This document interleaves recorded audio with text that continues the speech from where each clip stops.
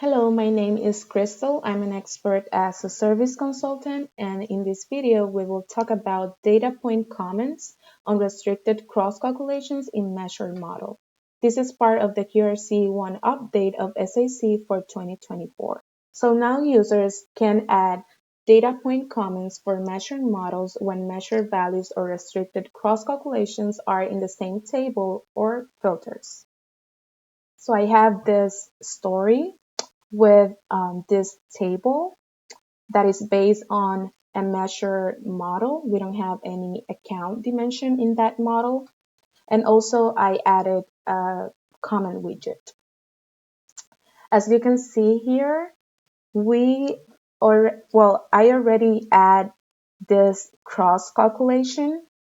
And it's very important to know that before this update, the filters that were added in the cross calculation, for example, when a new dimension was added here, um, that context was not considered for the data point comment.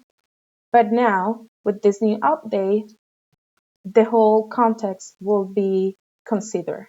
Right now, I already added this comment here. I will add a new comment.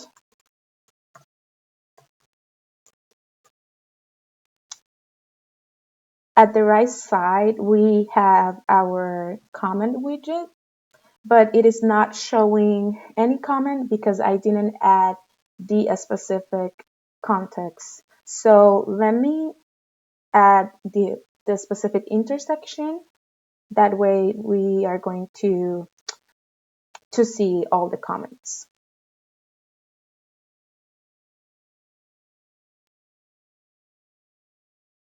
Perfect. Now you can see the comments in the widget. Let's do a quick review. I show you that now users will be able to add data point comments for measured models when measured values or restricted cross calculations are in the same table or filters. Thank you very much for watching this video.